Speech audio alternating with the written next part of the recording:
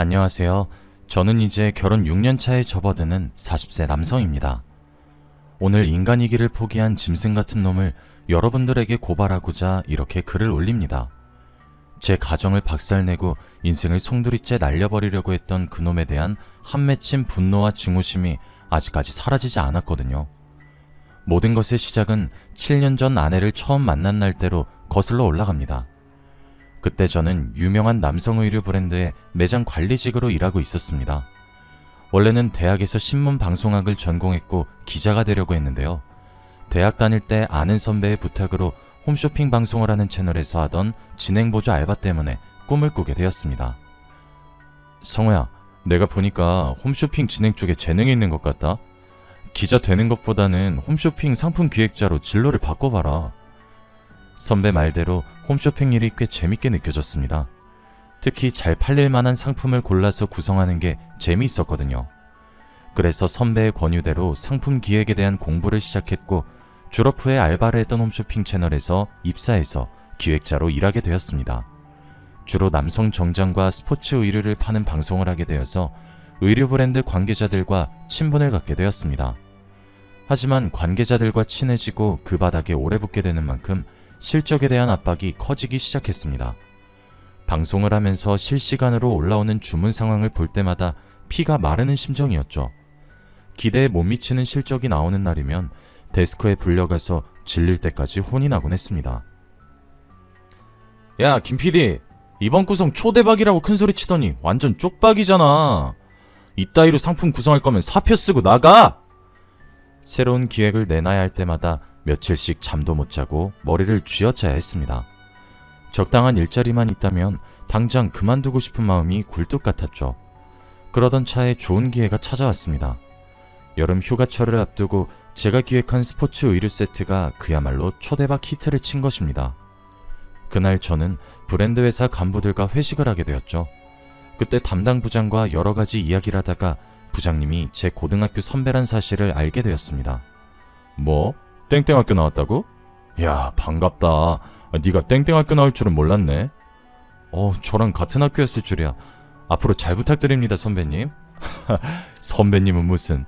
너 혹시 내 밑으로 와서 일할 생각 없냐? 부장이 백화점 매장들을 관리할 매니저가 필요하다면서 자기 밑으로 들어오라고 하더군요. 그 자리에서 조건을 들어보니 지금 일하는 데보다 훨씬 좋아 보였습니다. 그렇지 않아도 지쳐서 그만두고 싶었는데 이게 웬 떡이냐 하는 생각에 냉큼 제안을 받아들였죠. 다음 달부터 직장을 옮겨서 일을 하게 되었습니다. 매장을 관리하는 일은 크게 어려운 일이 없었어요. 무엇보다 실적에 대한 부담감이 별로 없었습니다. 홀가분한 마음으로 일하는 사이 또 2년이 지났고 여러 백화점에 입주해 있는 의류 매장 직원들과 가족처럼 지내게 되었는데요. 의류 매장 여직원들 중 몇 명하고 썸을 타기도 했습니다. 그런데 크게 발전하지 못하고 썸이 깨지는 일이 빈번했죠. 하루는 제가 관리하는 매장 중 한 곳을 찾아갔는데 낯선 여직원이 보였습니다. 새로 오신 분이냐고 물으니까 안면이 있던 직원이 신입 여직원이라고 소개를 해주었습니다. 여직원이 이름을 말해주면서 꾸벅 인사를 건네더라고요. 안녕하세요. 오늘부터 이 매장에서 일하게 된 한정혜라고 합니다. 부족하지만 열심히 하겠습니다. 잘 부탁드려요. 그 뒤로 정혜씨와 친해지게 되었죠. 제가 매장에 나가면 언제나 환하게 웃으면서 인사를 건네주었고 커피나 음료수를 가져와서 절 챙겨주기도 하였습니다. 정혜씨는 웃을 때 볼에 패이는 보조개가 아주 매력적이었죠. 게다가 저한테 호감이 있는지 몇 달이 지나도 제게만 잘해주는 게 눈에 보였습니다.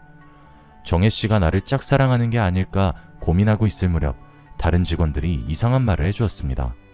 김대리님, 정혜는 원래 다 잘해줘요.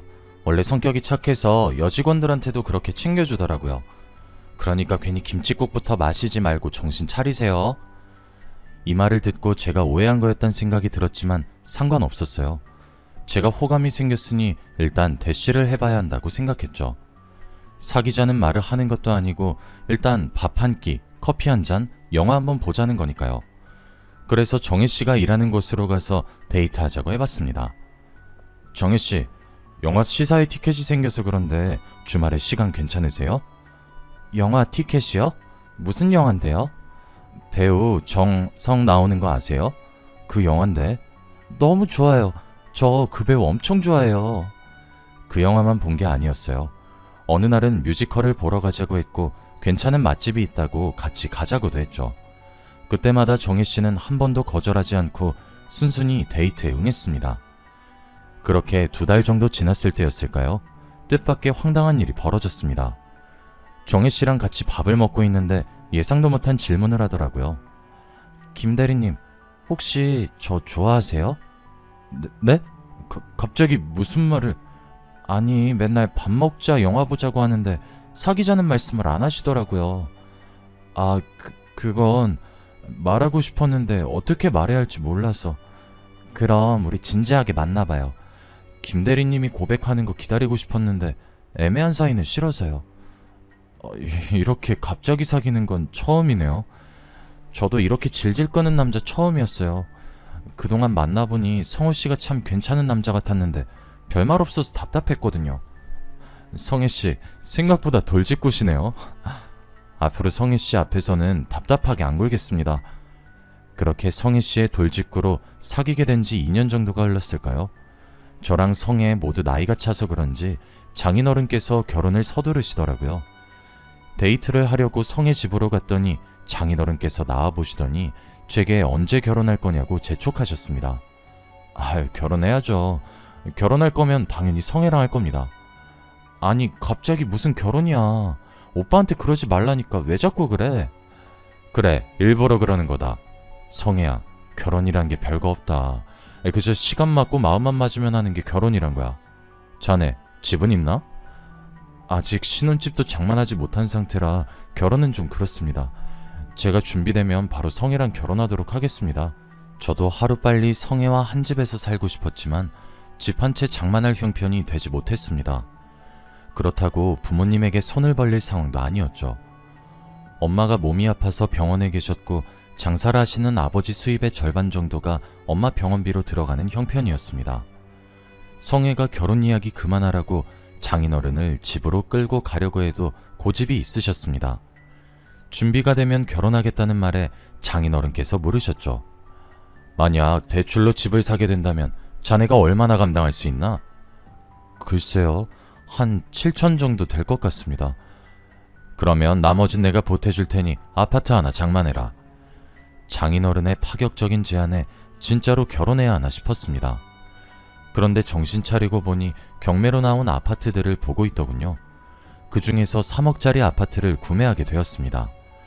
당연히 장인어른의 도움으로 산 것이니 명의는 장인어른 앞으로 해드렸죠. 그렇게 저희가 결혼을 하게 되고 꿈에 그리던 신혼생활도 시작하게 되었습니다. 아내와 결혼을 하고 보름 정도 지났을 때였을까요? 아내가 수상했습니다. 밤늦은 시간인데 전화가 걸려왔고 그때마다 아내가 제 눈치를 보면서 전화를 받았습니다. 어떨 때는 저 몰래 나가서 전화를 받는 날도 있었습니다. 아내에게 누구냐고 물어보면 결혼 전에 대출받은 것 때문에 온 독촉 전화라고 하더군요. 그래서 제가 버럭 화를 내며 말하였습니다. 뭐? 아무리 채무자라도 자정이 넘은 새벽에 독촉 전화하는 건 엄연한 불법이야. 당장 신고해. 아니, 난 그렇게는 못해. 사금융에서 돈을 빌렸거든. 사금융? 당신 사채 썼단 말이야? 그럴 사정이 있어서 500 정도 빌렸어. 별거 아니야. 아직 갚을 때가 안 됐는데 자꾸 독촉을 하네. 다음 달에 갚아버리면 끝나. 아내는 사채가 조금 있지만 자기가 알아서 해결할 테니 걱정하지 말라고 했습니다. 그 뒤로 아내가 도대체 무슨 짓을 저지르고 있나 지켜보게 되었죠. 제 예상대로 아내의 이상한 행동이 계속되고 있었습니다. 어느 날 집에 와보니 현관에 보조키가 2개나 더 달려있더군요. 복도로 통하는 창문에는 쇠창살까지 설치되어 있어 아내에게 이게 도대체 뭔지 물어봤습니다. 여보, 도대체 이게 다 뭐야? 보조키는 왜 달았고 쇠창살은 왜 단 건데? 도둑이라도 들었어? 경비 아저씨가 그러는데 바로 옆동에 강도가 들었대. 나 혼자 집에 있으려니까 무서워서 설치한 거야. 그렇구나. 집에 들어오는데 깜짝 놀랐잖아. 다음엔 말하고 달아. 이런 건 상의하고 해야지. 당신만 사는 집 아니잖아. 제가 이렇게 말하긴 했지만 옆동에 강도가 들었다니 걱정이 되긴 했습니다. 아내가 결혼한 후로 매장을 그만뒀거든요. 혼자 있으면 당연히 무서울 거라고 생각했습니다. 한편으론 상의도 하지 않고 멋대로 보조키와 새창살을 단 아내에게 서운했는데요. 저는 은근히 맞벌이를 바랬는데 아내가 저한테 말도 안 하고 사직서를 냈거든요.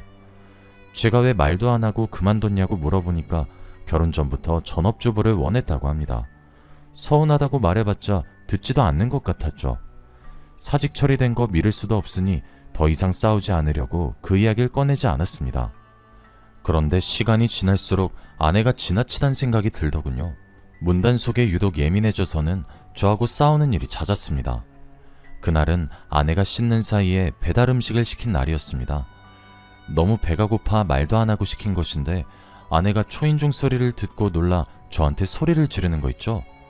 당신 뭐야? 배달시킬 거면서 왜 말도 안 해?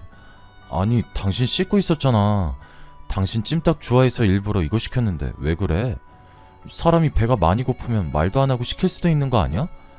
내가 뭐 말도 안 하고 배달시키니까 그렇지. 이상한 사람이 초인종 누른 줄 알았잖아. 앞으로 나한테 말하고 배달시켜?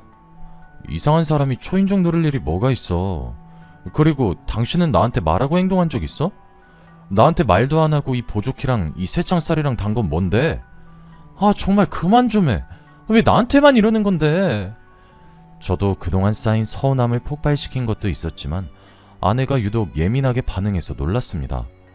연애 시절 보던 아내의 모습이 아니었죠.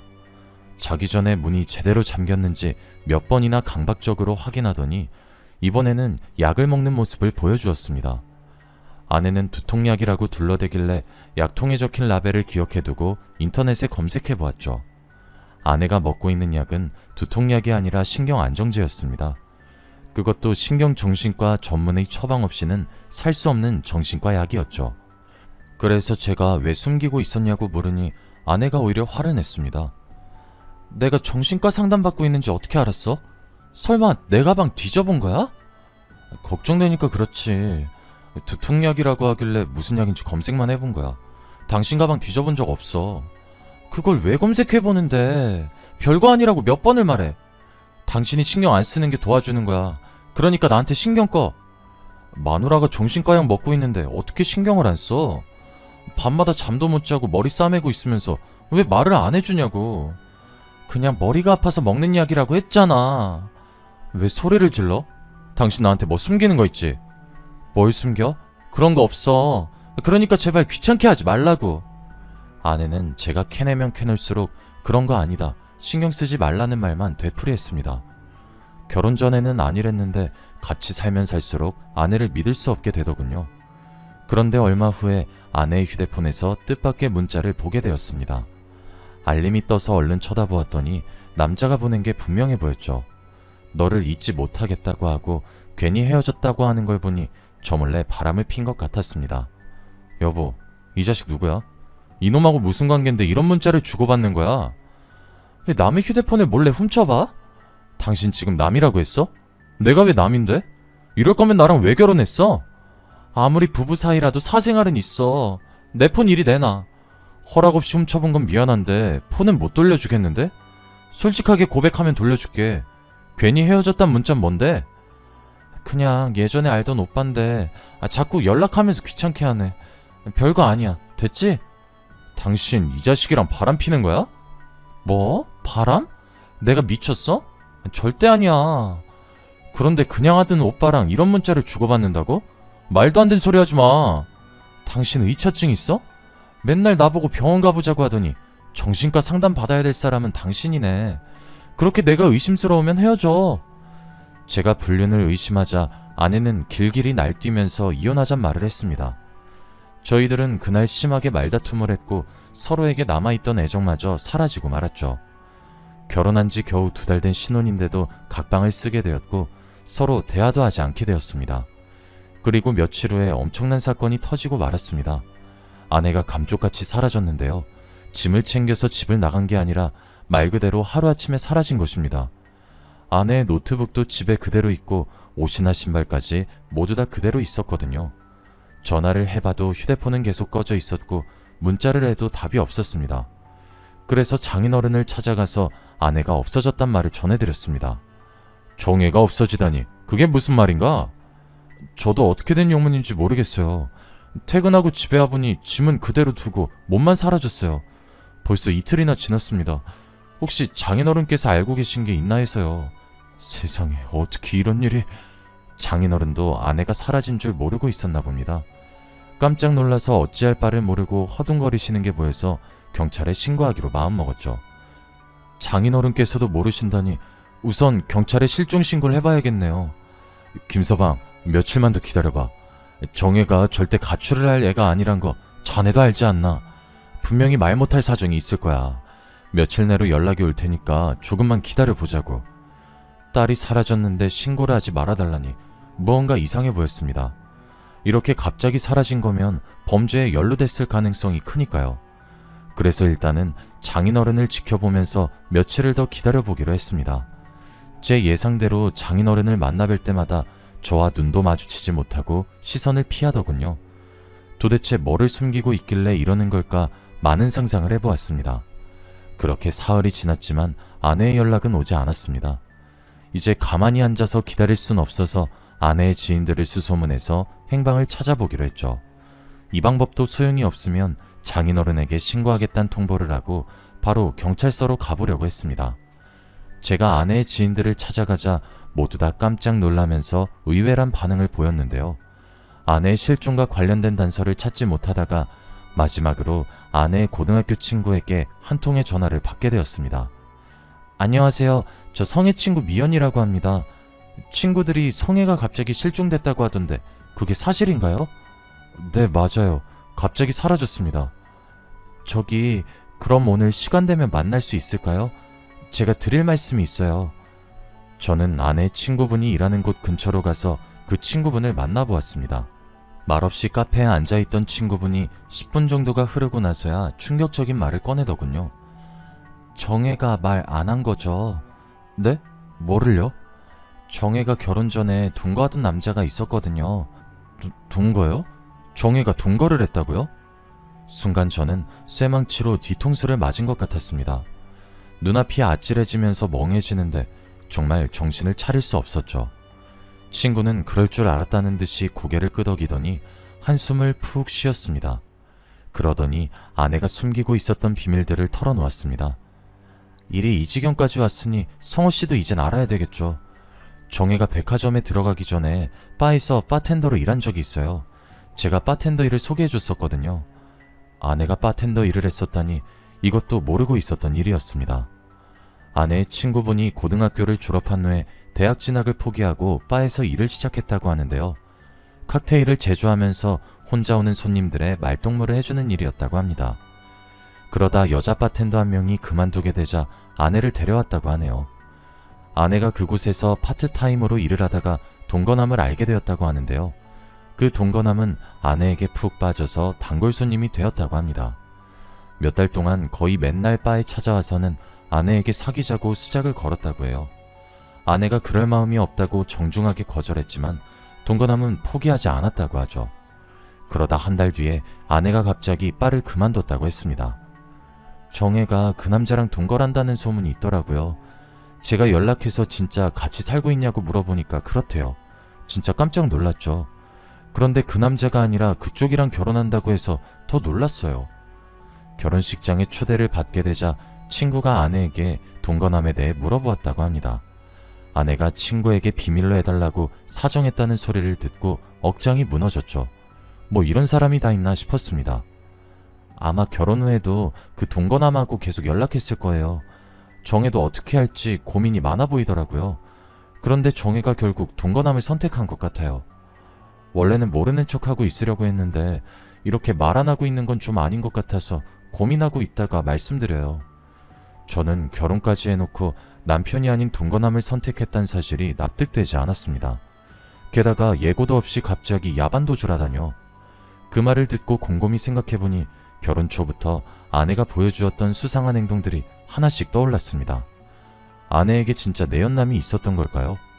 동거남의 존재를 감쪽같이 속이고 결혼하다니 도저히 믿기지 않았습니다. 이제는 저를 버리고 동거남을 따라간 아내에 대한 배신감에 우라통이 치밀어 올랐죠. 그래서 저는 바로 장인어른께 달려가 따졌습니다. 장인어른은 알고 계셨죠? 아내가 결혼 전에 동거했단 사실을요. 설마 저한테 내연남이 있었던 걸 숨기고 있었던 겁니까? 제가 소리를 지르자 장인어른께서 울 것이 왔단 표정을 지으시더군요. 그러면서 사진 한 장을 제게 내밀었습니다. 사진을 본 저는 깜짝 놀라서 소리를 지를 수밖에 없었습니다. 아내랑 똑같이 생긴 여성이 두 손은 물론 두 발까지 밧줄에 묶여 있었거든요. 그런 아내의 뒤로 한 남자가 강목을 들고 서 있었습니다. 제가 충격받은 표정으로 장인어른을 쳐다보고 있으니 장인어른께서 눈물을 흘리면서 말씀하셨습니다. 그래, 이제 뭘 감추겠나. 정혜가 결혼 전에 동거를 했던 건 사실이네. 하지만 그건 좋아서 한 동거가 아니었어. 정혜가 무서워서 억지로 사귀게 된 놈인데 지금 이놈한테 끌려가서 갇혀있네. 장인어른께서는 동거남이 아내를 납치해간 것이 분명하다고 말씀하셨습니다. 장인어른이 들려주는 말에 따르면 아내가 바에서 일하다가 동거남을 만났던 것까지는 친구가 했던 말과 똑같았어요. 하지만 아내는 그가 마음에 들지 않아서 만남을 거절하고 피했다고 합니다. 장인어른이 봐도 그놈은 알코올 중독 기질이 있었고 성격도 난폭하고 거칠었다고 해요. 아내가 여러 번 싫다고 단호하게 이야기했지만 집요하게 치근덕거렸다고 하죠. 결국 바를 그만뒀는데도 불구하고 핸드폰 번호를 어떻게 알아냈는지 전화나 문자를 하거나 집까지 찾아와서 괴롭혔다고 합니다. 장인어른이 직접 본 장면도 수도 없이 많았다고 하죠. 아내가 경찰을 불렀다고 하자 목숨을 위협하기도 하였습니다.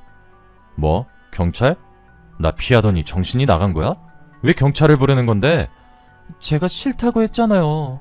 이제 그만 좀 해요. 그만하긴 뭐래. 너야말로 그만 좀 해. 언제까지 날 피할 거야? 이런 식으로 소리 지르면서 아내를 덮치려고 했지만 다행히 경찰이 와서 아내가 다치진 않았다고 합니다. 하지만 막상 경찰이 출동하면 자기가 정신과 약을 먹고 있다고 핑계를 대거나 여기서 무릎 꿇고 사죄한죄밖에 없다며 눈물을 흘렸다고 해요. 그렇게 눈물을 흘리다 경찰이 가버리면 그놈은 악마로 돌변했다고 합니다. 매일같이 협박 문자와 전화를 해대서 아내가 노이로제에 걸렸다고 하죠. 몇 번이나 이사를 하고 전화번호를 바꿔도 그놈은 아내가 있는 곳을 어떻게든 알아내서 찾아왔다고 하는데요. 그동안 몇 번의 신고가 오갔지만 경찰들은 소극적으로 대처했다고 합니다. 결국 아내가 동거남의 협박에 못 이겨서 끌려갔다고 하죠. 동거가 말이 동거지 거의 감금 상태로 보름 넘게 갇혀 있었다고 하네요. 여자로서는 치욕스러운 짓을 당하다가 장인어른의 신고로 경찰이 출동해서 겨우 구출해냈다고 합니다. 하지만 그놈은 경찰에 잡혀가도 미꾸라지처럼 법을 이용해서 며칠 만에 풀려났습니다. 그놈을 피해서 새로 이사한 지 한 달 만에 느닷없이 집에 들이닥쳐서 아내와 장인에게 폭행을 가하기도 했죠. 네가 나를 피해서 도망치면 못 찾을 줄 알아? 내가 말했지. 넌 내 거야. 내 여자란 말이야. 한 번만 더 도망치려고 들면 죽여버릴 거야. 이런 천하의 못된 놈 같으니라고. 내가 살아있는 한 너한테 쓰레기한테 내 딸을 줄 수 없어. 경찰에 신고했으니까 딱 기다려. 다시 깜빵에 넣어줄 거니까. 뭐? 깜빵? 이 영감이 죽고 싶어서 환장했나? 오늘이 당신 제삿날인 줄 알아.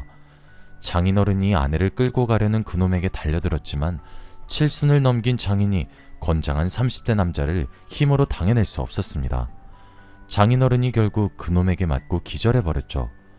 장인어른이 기절한 사이에 아내를 끌고 가서 차에 태우려고 했는데 이웃의 신고를 받고 출동한 경찰들에게 잡혔다고 합니다. 경찰의 도움으로 아내는 겨우 위기를 넘겼는데 어처구니 없는 일이 벌어졌다고 해요. 폭행죄와 부녀자 납치 혐의로 구속되어서 실형이 떨어졌는데 억울하다고 항소를 했다는 거예요. 그래도 장인어른은 그놈이 금방 풀려나지 않을 거라고 생각했습니다. 항소를 해봤자 아내와 장인을 악독하게 괴롭힌 증거가 있으니 최소한 몇 년은 징역살을 해야 한다고 생각했던 거죠. 그런데 3개월 전에 그놈이 느닷없이 풀려났다는 소식을 들었다고 합니다. 그놈이 어김없이 아내에게 연락을 하면서 접근했던 거죠. 아빠, 어떻게 하면 좋아? 그 자식이 또 찾아와서 행패 부릴 텐데 우리 어떻게 하지? 아내가 그놈한테 문자를 받자마자 겁에 질려서 울었다고 하는데요. 장인어른은 아내를 다독이면서 사귀는 남자가 있냐고 물었고 아내는 저를 떠올렸던 겁니다. 그럼 됐다. 당장 그 남자랑 결혼해라. 아무리 정신병자의 사이코 같은 놈이라도 결혼해서 가정이 있는 유부녀에겐 함부로 하지 못할 거야. 아내는 그놈에게서 벗어나기 위해서 서둘러서 저와 결혼을 했던 거죠. 하지만 그놈은 유부녀가 된 아내에게도 계속 접근을 했고 아내를 납치하는 말도 안 되는 짓까지 저지른 겁니다. 이 사진은 그놈이 나한테 보낸 거야. 딸이 저런 모질고 험한 꼴을 당하는데 내 마음은 어떻겠나? 당장 경찰에 신고하고 싶지만 그놈은 정상적인 사람이 아니라서 우리 딸한테 무슨 짓을 저지를지 몰라. 게다가 그 범죄자 놈이 경찰이 추적하고 있다는 사실을 알면 아내를 쥐도 새도 모르게 죽여버린다고 협박했다고 해요. 그렇다고 넋놓고 앉아있을 순 없잖아요. 경찰의 도움을 받아야 해요. 신고 안 하면 안 사람이 어디 있는지도 알 수 없습니다. 저는 몇 분 동안 장인어른을 설득시킨 뒤 경찰서로 달려가서 아내가 납치당한 것 같다고 말했습니다. 그런데 경찰이 하는 말이 기가 막혔습니다. 그 납치범이 옛날에 동거하던 남자라고 하니 바람이 난 거 아니냐고 하더군요. 경찰이란 작자들이 낄낄대면서 말하는데 속에서 열불이 터졌습니다. 제가 이성을 잃고 지금 장난하는 거냐고 소리치니 그제야 나이가 지긋해 보이는 경찰이 와서는 제게 이렇게 말하였습니다. 실종이 아니라 단순 가출 같습니다. 경찰서는 개인적인 가정사를 해결해주는 곳이 아닙니다. 제가 보기엔 가정법원에 가보셔야 할 것 같아요. 네? 이건 가출이 아니라 납치라고요. 저 증거도 있어요. 여기 아내가 납치당한 사진도 있는데. 네네, 거기 두고 가세요. 경찰은 제 말을 들을 생각이 없어 보였습니다. 제가 제출한 신고 서류를 귀찮다는 듯이 던져버리더니 갑자기 폭행 신고가 들어왔다고 나가버리더군요. 경찰의 태도를 보아하니 그들을 믿고 있을 수 없었습니다. 제 나름대로 아내의 행방을 수소문해 보다가 지인을 통해서 이런 문제를 전문적으로 처리하는 해결사들을 소개받았습니다. 이 정도 수준이면 범죄자 수준을 뛰어넘었네요. 돈이고 뭐고 이런 쓰레기는 저희들이 나서서 치워야죠. 정말입니까? 정말로 제 아내 찾을 수 있습니까? 네, 안심하십시오. 사흘이면 됩니다. 그들은 사흘 내로 아내가 있는 곳을 알아내겠다고 장담했습니다. 그런데 며칠 후에 뜻밖의 사실을 알게 되었습니다. 장인어른이 제가 살고 있던 아파트를 처분한 것입니다. 아내 문제 때문에 회사에 휴가를 내고 있었는데 오후에 부동산 사장과 낯선 여자가 집을 찾아오더군요. 안녕하세요. 집 내놓으셨던데 이사는 언제 가실 건가요? 사모님은 다음 주에 바로 들어왔으면 좋겠다고 하시던데.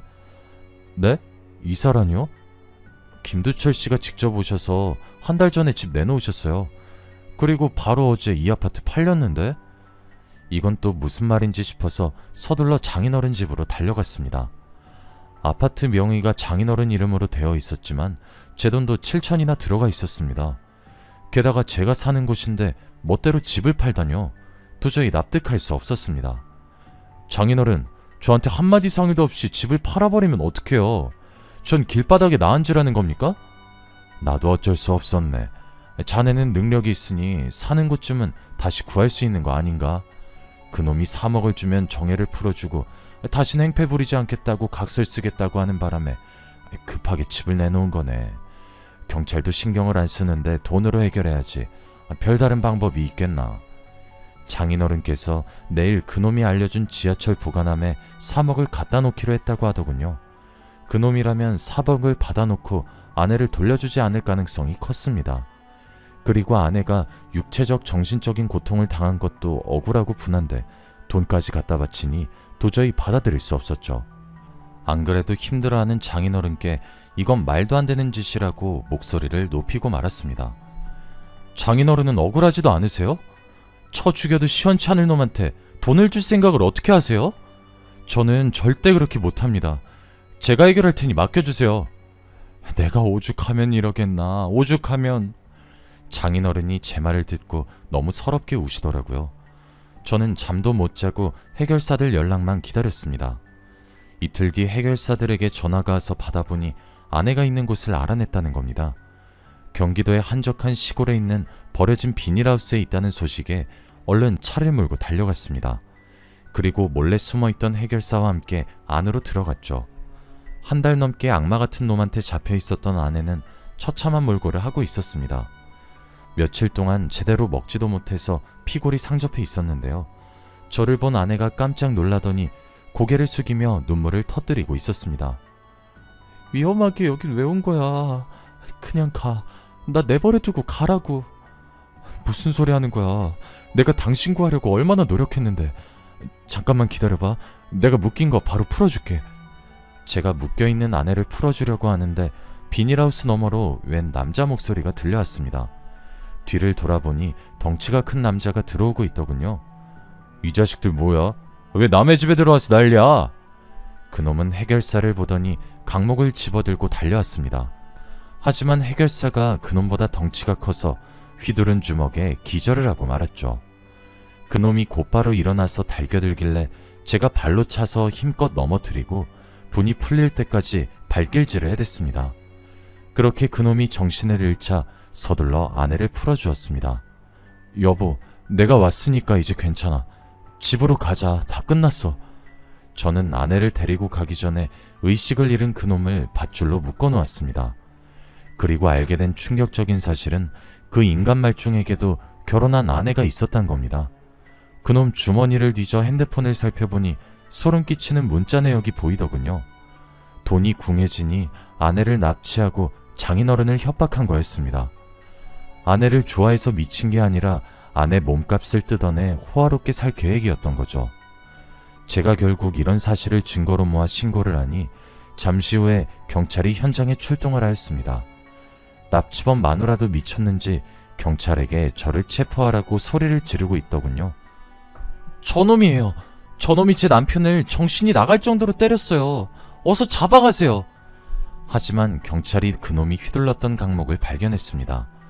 그곳에 피가 묻어 있어서 DNA 검사를 해보겠다고 했는데요. 보나마나 다른 사람의 피거나 아내의 피가 묻어 있겠죠. 그리고 옆에 있던 해결사가 증인이 되어 주었습니다.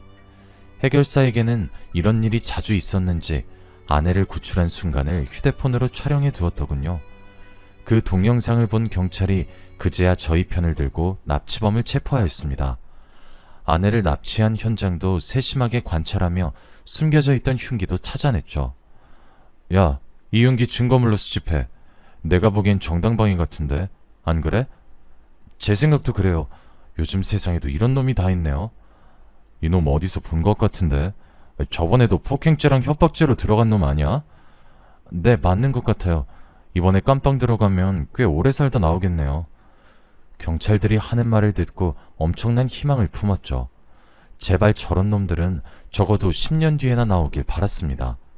인간이라고 하기 어려운 이 두 짐승들은 감옥으로 들어갔는데 아내는 지금도 그놈들 때문에 불안해하고 있네요. 아내가 정신병원에 다니면서 치료를 받고 있지만 수면제 없인 자지 못하고 있습니다. 경찰들이 감옥에 갔으니 안심하라고 했지만 여전히 아내가 걱정됩니다. 아예 외국으로 뜰 생각도 있는데 또 가면 아내가 적응하지 못할까봐 고민이 되네요. 저희는 앞으로 어쩌면 좋을까요? 답답한 마음에 이렇게 사연을 보내봅니다.